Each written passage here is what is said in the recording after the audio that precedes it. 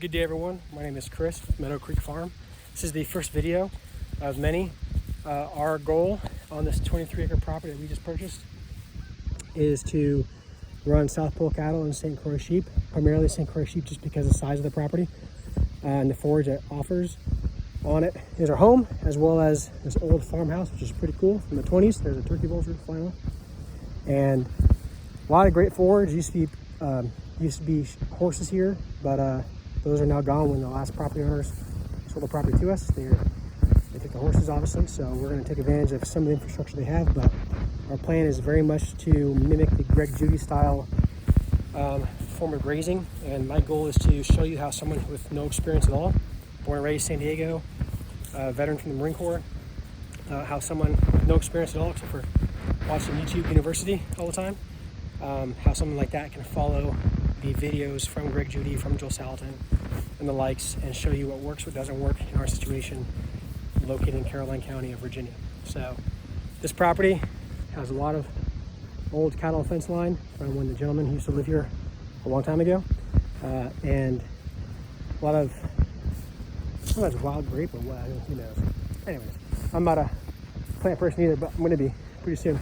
So property has a lot of old cattle fence, a lot of conductors for electricity, which is going to affect our 5-wire electric fence. But our plan, like I said, to do Judy style, we're going to have a 5-strand electric wire fence using timeless fence posts, and also sourcing a lot of products from PowerFlex, just like he says. So I want you guys all to be able to see what he says.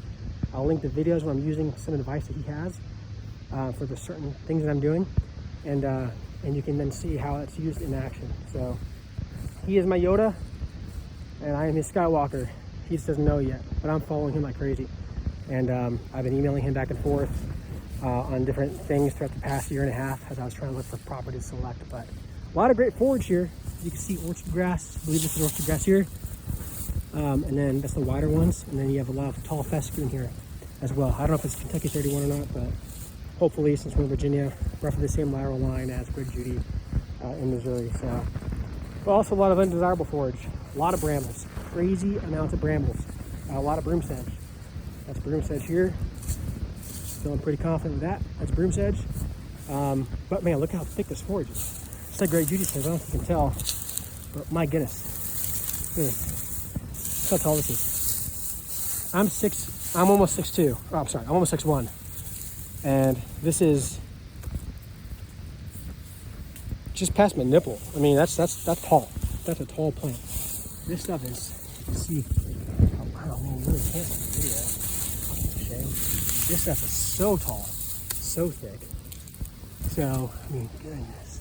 Let's see. With this here, you can tell size difference. So, anyways, that's what we're gonna do. We have an old farm. That was cattle farm. There's also pig. This is why there's so much disturbance and brambles, is my assumption. And it's just been neglected, and old barns in there, an old house that we're gonna turn into an Airbnb someday, maybe. I don't know. Don't know what that was, but it's kind of creepy. We're gonna figure that out. And my kids and I were clearing this area out. Probably pulled 3 truckloads worth of plastic trays from, I think they were getting free food from expired, or free food that was expired from grocery stores. I think years ago, maybe decades ago, who knows?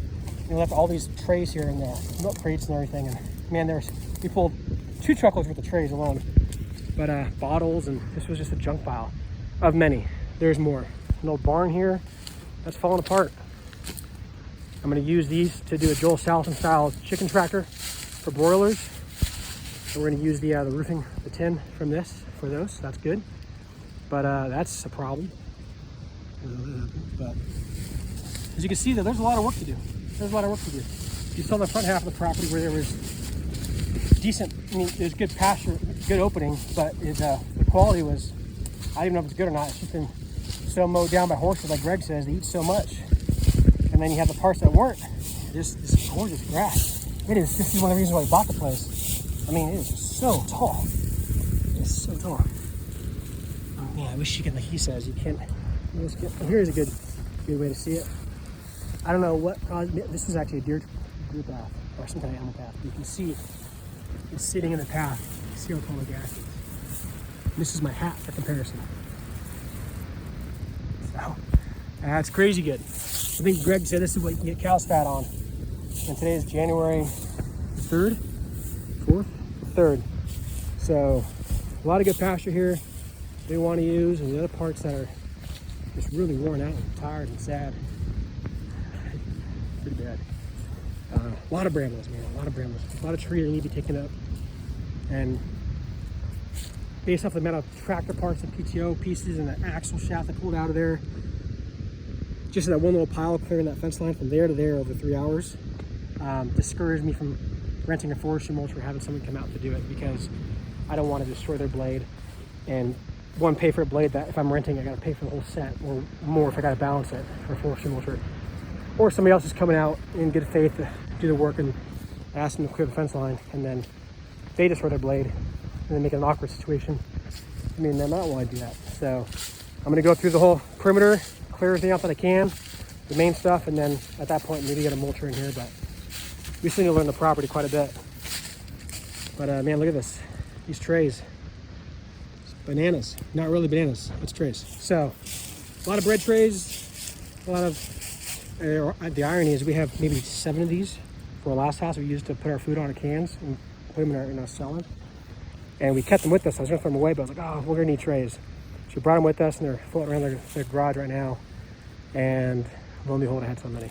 So if you want some milk crates from Dean Foods, you reach out to Meadow Creek Farm in Caroline, Virginia. I'm not gonna sell them to you. I'll almost pay to take them. Actually, matter of fact, I will. I will pay to take them. Pay you 5 cents one that you take. I'm not kidding. That's worth it to me. So if you ever wonder how doors are made, there it is. Ooh. What is that? You've got to die. Well, there's the door skin. So I think this is where they had the barn, the pigs. You can see, look at this, just plastic everywhere. This is shredded up. This is kind of decomposing. That's a good thing. So I'm afraid of the animals in here, but man, there's a lot of clean out. This would be more truckloads because of the space they take up. I think this is where they had the pigs initially, at one point, I should say. But I think this is autumn olive.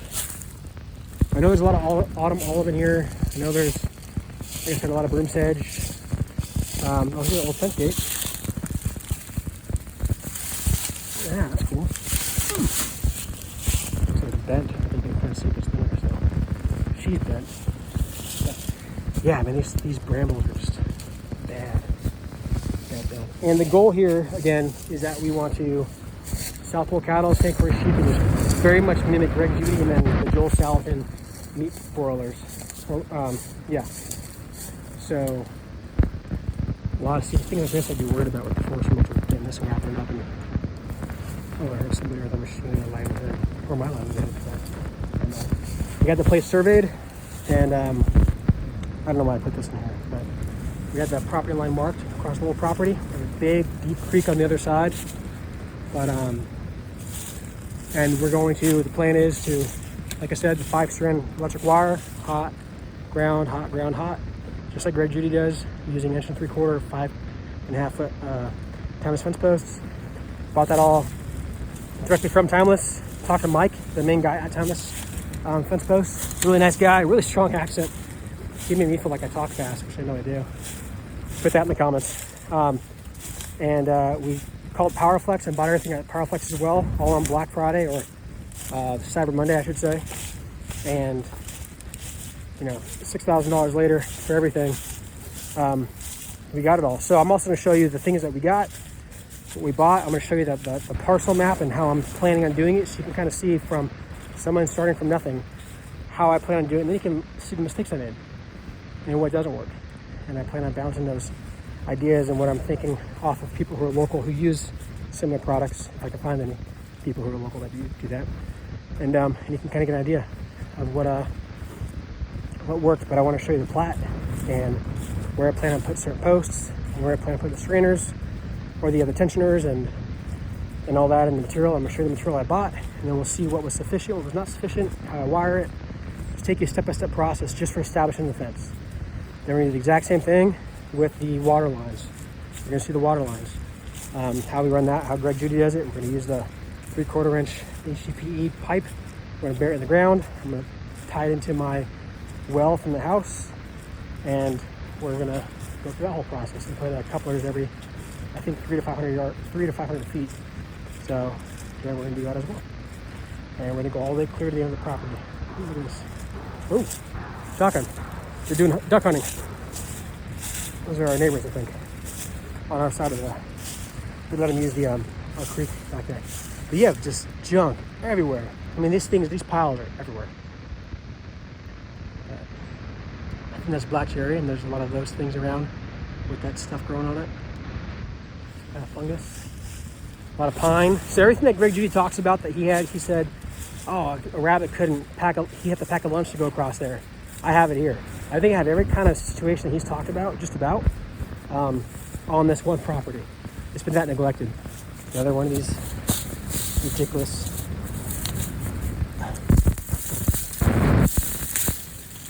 They're everywhere.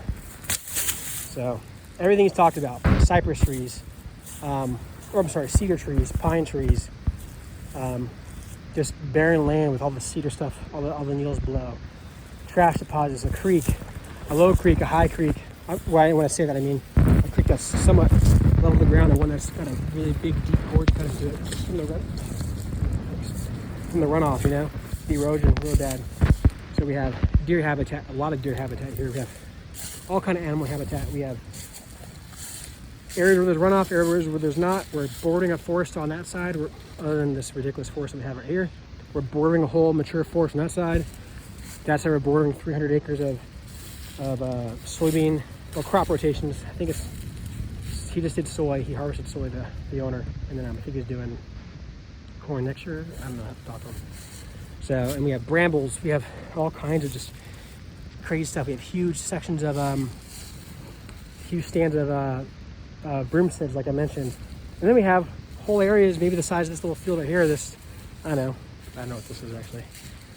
It's probably 50 by 50 right there. But we have sizes, little spots this big, speckled, or whatever, dotted around the landscape, that are thick stands of goldenrod, flowers. So, and then a lot of infestation. So a lot of invasive plants. Like whatever that vine is, that can't be good. I don't know. I think it's not maybe Virginia creeper, or who knows. But a lot of ivy. So, anyways, you're going to see this whole thing from beginning to end. I think this here is wild grape, shaggy looking vine. Yeah, pretty sure it's wild grape. So, yeah, you're gonna see it all. I'm excited because this is just a lot. But I can't use the forestry mulcher in here because oh man, I'm thinking this is big piles of dirt. No, this is piles of trash that have organic growth on top of it. Look at this. This is ridiculous. This is crazy. I'm eye level right now. This is my eye level, 6 feet tall. Right? This here, that stuff, I'm looking at that. That one straight across, that mound, is eye level with me. That's how tall it is. Oh, man, this is so depressing. Look at that. That's all crates. $1 per, or 5 cents per crate. Come on out. Meadow Creek Farm. Doesn't exist yet on a, it's not in business yet, but that's the name of it. So, again, folks, this is it. This is us. We're excited. We have a lot of work to do. The goal is the next 3 months to get this perimeter fence put in, get the water line put in. Got to cut paths for those first, the water line and the perimeter fence. And then once that's done, I'm going to do the fence, do the water, and from there start putting sheep on it. Because there's quite a bit of sheep feed in here. I think Greg Judy would argue that. Quite a bit of good sheep feed. You can see how thin this grass is, though. It's still tall and trying. It's thin because it's just getting choked out, not a lot of sunlight.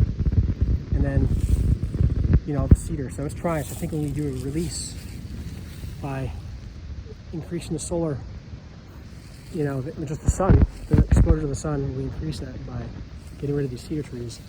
This should hopefully make a big difference. Then we'll lime it and whatnot. So, lots to do, friends. I'm excited for you all to be here. We try to get this started. There's that fungus, I think, on the black cherry. That's what that is. A lot of these, so we're gonna cut those down, burn them. I don't think it spreads. Some kind of, I don't know, ChatGPT told me. So, just be real, I'm using ChatGPT also. But man, there's piles everywhere. Look at that. There's a pile. So we're gonna get started, and looking forward to having you all here. God bless you all, and yeah, pray for us. We have a lot to do, but we're gonna worship with our hands. And that's how we got this place. Promise God, I'm gonna worship with my hands. I'm gonna do my best to heal this land and bring it back. Whatever land you give me, Lord, and He did. And now here we go. So, I think I've rattled on enough for my first video. You'll see our family here pretty soon, and I'll get some videos of us clearing things out as well. But there's a lot. Look at this. Man, this is. I don't want to grab a bramble in there if there is one. This is tall. See, it's got the potential. It's there. It's there. I think that's golden right there. But it's got the potential, man. It's got everything. It needs to be worked, but it's here. It's here. It's in the seed bank. It's in the seed bank. So let's get started. All right, y'all. Have a good one. God bless you, and thanks for joining. Please like, comment, subscribe. You're one of the first ones to the channel. That'd be very interesting to see. You have a good one.